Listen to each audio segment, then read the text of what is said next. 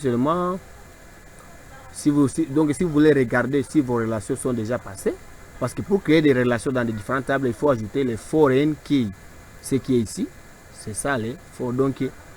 Donc il y a une clé étrangère qui quitte la table étudiant, qui vient dans la table paiement. Alors je vais créer le diagramme.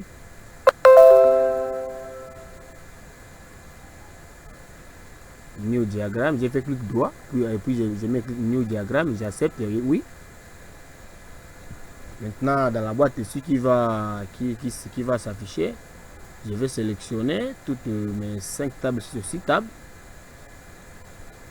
Je vais patienter. J'actualise. Oh, j'ai aussi cliqué d'autres. C'est pas ça que nous sommes en train de travailler, donc c'est ça. Oh, ok, le schéma est déjà là, il est déjà créé. C'est ça. Regardez comment les relations sont déjà bien passées dans nos différentes tables. On a ici ces 6 tables. Il y a les options là-bas, ainsi de suite.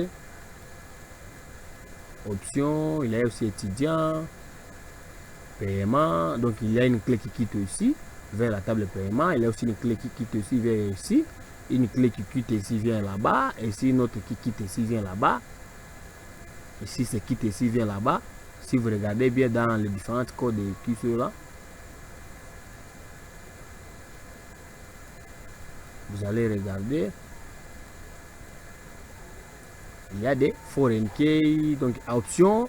Si vous regardez dans notre schéma ici, vous allez trouver la relation qui quitte la table option vers la table étudiant.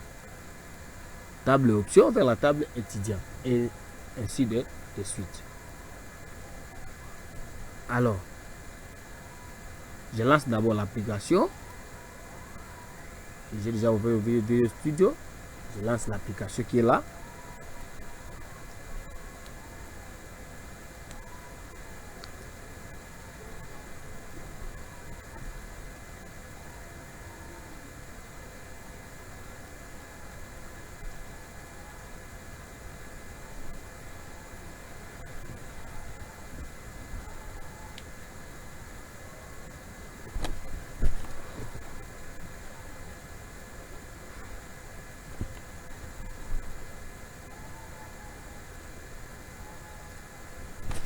Comme l'application continue à s'ouvrir, je continue à expliquer. Maintenant, ici, j'ai mis insertion des données comme commentaire, insertion des données dans nos différentes tables. Et insertion dans la table promotion. Pourquoi j'ai seulement inséré au niveau de la base de données? J'ai vu qu'au lieu encore de créer des différents formulaires, les formulaires pour ajouter les promotions. Alors on sait qu'à l'ISC, il y a seulement L1, LMD, LD, LMD, L3, LMD, Master 1, Master 2. S'il y avait d'autres promotions comme doctorat, et s'il y a aussi plus de 100, donc de 100 promotions, on sait qu'à l'ISC, il y a seulement 5 promotions. Donc c'est limité. Donc ça n'a pas de compte. Donc ça n'a pas... Donc ça ne peut pas nous gêner pour qu'on puisse donc créer un formulaire qui va nous permettre d'ajouter d'autres options. Alors on sait que c'est limité, c'est 5 seulement. Donc il nous faut seulement les insérer au niveau de la base de données. Maintenant on va les appeler lorsque ça sera nécessaire de les appeler dans notre application proprement dite. Ici j'ai aussi donc dans la table options, on sait qu'à l'ISC on a seulement informatique et gestion comme option, comptabilité, marketing, gestion des ressources humaines, douane et assises et logistique et transport comme les options qui se trouvent dans l'ISC. Donc c'est 6. Donc ce sont des tables qui ne seront plus mises à jour donc à tout le temps. Donc ce sont des tables fixes. Donc ils ne seront pas. Donc à chaque fois, donc à chaque jour, il y aura toujours des mises à jour qui seront enregistrées dans la table. Non, c'est justement les éléments qui sont là-bas suffisent pour cette table. Et c'est pourquoi j'ai dit au moins que je l'installe seulement dans la base de données. Si vous exécutez l'application, vous ne pouvez pas trouver les formulaires qui vous donnent l'accès à ajouter d'autres options. Si vous voulez ajouter d'autres options, il vous faut venir ici, insérer, d'autres, insérer donc insérer une autre requête ici et qui va insérer dans la table option, qui va dire insert into tes options, code d'option, désignation option, values, et vous, maintenant vous mettez ce que vous voulez mettre, ce que vous voulez ajouter dans la base, dans votre table option. Et si vous seulement vous y ajoutez ici, automatiquement dans là où les informations de la promotion sont nécessaires à être appelées dans notre application, donc la clé première que vous venez d'ajouter ici, parce que si vous regardez, ici j'ai des attributs, code d'option et désignation op, qui est séparé par une virgule. Donc c'est ça qui sépare les informations là. Et aussi si vous regardez ici dans les différences, on a dit info comme code de l'option, comme la clé primaire, virgule, informatique de gestion comme désignation. C'est ça. C'est pourquoi c'est de la même façon aussi comme dans la table vacation, il y a seulement jour et soir. Ici aussi il y a seulement l'année qui est en cours, c'est 2024 et 2025. Si on avait besoin d'ajouter d'autres années, on fait seulement ici, on avait insert tout dans la table et ça continue, ainsi de suite. Maintenant, nous y entrons dans l'application proprement dit. Je suis dans C#. Premièrement, d'abord, je vais vous expliquer comment la partie la connexion, la partie qui nous permet d'accéder à notre base de données qui est stockée dans SQL Server, comment ça s'explique. Alors, ici, premièrement, j'ai d'abord créé un nouveau fichier en passant par new file, comme ici, patienter, new file, donc file, new project. J'ai sélectionné la Visual Studio, donc Visual C#, patienter. Ici, j'ai sélectionné VS C# et puis j'ai dit Windows Form Application. Et en dessous ici, je l'ai nommé gestion abonnement ISC. Sur ce gestion abonnement bibliothèque, c'était que je l'avais nommé comme application. Comme moi j'ai déjà créé, ça n'a rien à compte de créer un autre projet. C'est comme ça que je suis passé pour créer les projets ici. Maintenant, lorsque j'ai créé, ça m'a amené un formulaire. Alors, en premier temps, j'ai d'abord créé une connexion. Donc, j'ai accédé d'abord à ma base de données pour que lorsque lorsque je vais commencer à travailler, ça ne peut pas me gêner encore. Justement, j'ai déjà créé une connexion qui accède automatiquement dans la base de données. Donc là, ça n'a rien en compte d'accéder à chaque fois dans la base de données. C'est pourquoi j'ai venu ici dans solution qui est là. J'ai fait clic droit. J'ai mis add new class. Donc là, j'ai fait clic droit sur le projet qui se trouve dans l'explorateur de solution de mon projet. Et puis j'ai mis add new class et je l'ai nommé.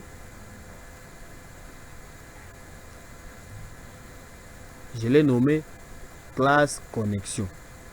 C'est la classe qui me permet d'accéder dans ma base de données. Si l'enseignant arrive à vous poser des questions, dans votre, je vois vous avez développé une application orientée objet. Alors, quelles sont les classes que vous avez utilisées pour développer votre application? Vous allez dire tout simplement, dans notre projet ici, on a essayé un peu de développer 3 classes. Donc, la première classe nous permet d'accéder à notre base de données. Donc, dans cette classe-là, on a mis des codes qui nous permettent d'accéder dans notre base de données. Alors, la deuxième classe, c'est la classe étudiant. Donc, avec cette classe, nous permet d'insérer, de modifier et de supprimer un étudiant. Donc, avec cette classe seulement, on a mis des codes qui vont insérer directement dans la base de données et qui va insérer directement et qui va se modifier dans la base de données sur la table étudiant, et aussi ça va supprimer l'étudiant dans la base de données en moyennant la classe étudiant. La classe paiement nous permet aussi d'insérer un paiement d'un étudiant dans la base de données, donc dans la table paiement. C'est seulement les trois classes qu'on a utilisées dans notre projet. Alors, La classe connexion, j'ai nous avons essayé d'accéder dans notre base de données. Alors ici, j'ai mis quelques commentaires. J'ai dit appelons les bibliothèques de la connexion. Donc, pour avoir d'abord accès à SQL Server, il vous faut d'importer d'abord des bibliothèques qui vont reconnaître le SQL dans votre projet. C'est pourquoi j'ai mis donc la première bibliothèque à être appelée, j'ai mis using system.dat. Donc en C#,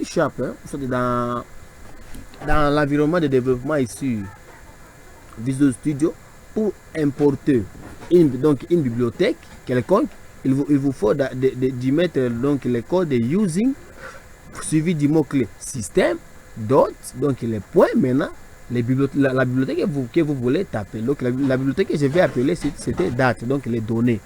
La deuxième bibliothèque ici, c'est using system date. Alors ça va sélectionner aussi que donc je vais importer la bibliothèque qui va cadrer directement dans les données qui sont SQL client, donc le SQL serveur. Donc ça ne peut pas avoir, donc ici j'ai mis all, donc données, donc all, donc tous les données. Alors moi je vais seulement spécifier d'accéder à SQL. C'est pourquoi j'ai mis SQL seulement comme données que je vais choisir. Si on voulait faire avec Access, donc là on pourrait changer, on pourrait mettre que c'est OLEDB, c'est OLEDB client. C'est ça pour accéder à une base de données Access. Ici j'ai mis using Windows Form, c'est juste seulement pour que j'ai accès dans les différentes palettes, donc objet de Windows. Si je veux un label, c'est seulement la bibliothèque là qui me permet d'accéder à ça. Alors ici j'ai mis public SQL connection public, donc j'ai mis quoi, c'est ça ici, donc la connexion soit publique et je l'ai actualisé. C'est pourquoi j'ai mis new SQL connection. La SQL connection ici nous permet donc lorsqu'on aura besoin d'accéder dans notre base de données, quel est l'outil qu'on va utiliser? On va utiliser les SQL connection comme objet. L'objet qu'on va utiliser est la connexion à notre base de données. Alors pour accéder dans notre base de données SQL, il nous faut qu'on y accède dans l'objet d'abord SQL connection qui est déjà spécifié dans C#. Alors ces champs-là, donc cet objet-là, nous le rendons public dans notre projet.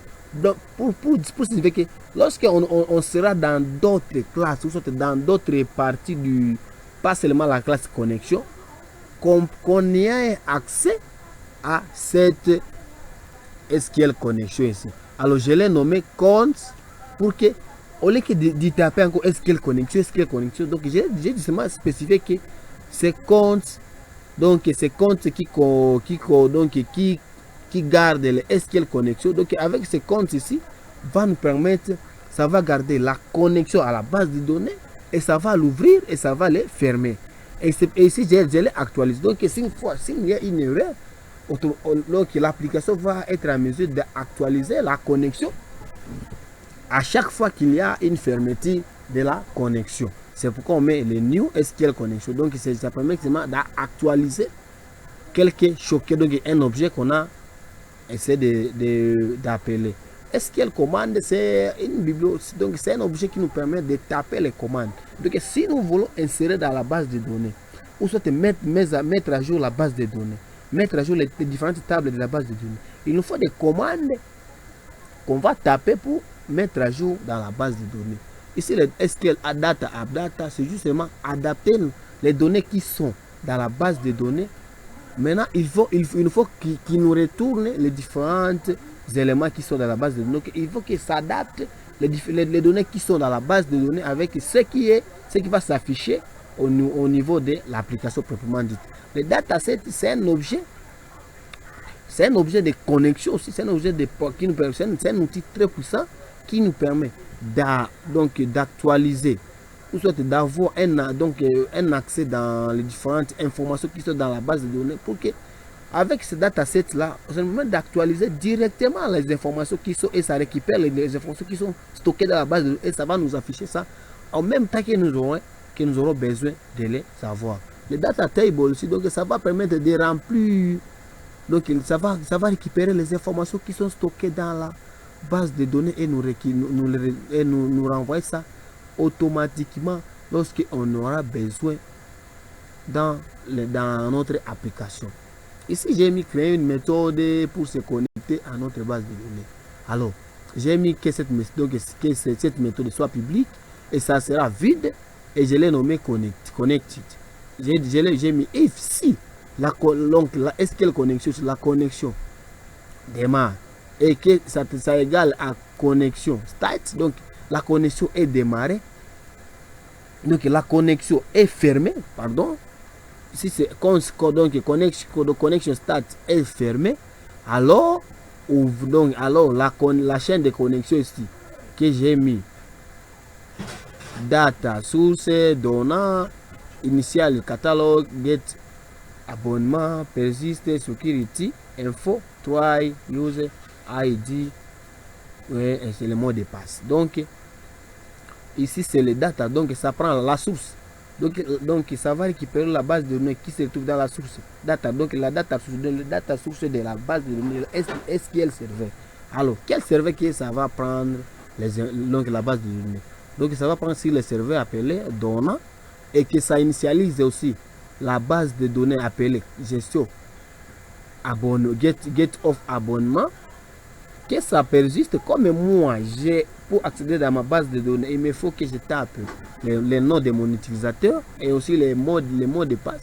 C'est pourquoi j'ai mis user ID, donc c'est mot de passe comme Donate 3. Donc pour accéder dans SQL Server, donc dans mon compte SQL Server, ça me permet, dans mon serveur SQL Server, ça me demande d'y mettre les mots de passe et les noms d'utilisateur pour accéder. Alors aussi pour que j'accède dans l'application, il me faut aussi que je tape ces différents composants là comme user, les noms d'utilisateur et les mots de passe pour que j'accède directement dans la base de données. Sinon, si moi j'enlève le D là, je ne peux pas avoir accès dans la base de données que je vais travailler dedans. Si vous n'avez pas déjà créé un compte sur SQL Server, ce n'est rien du mettre là.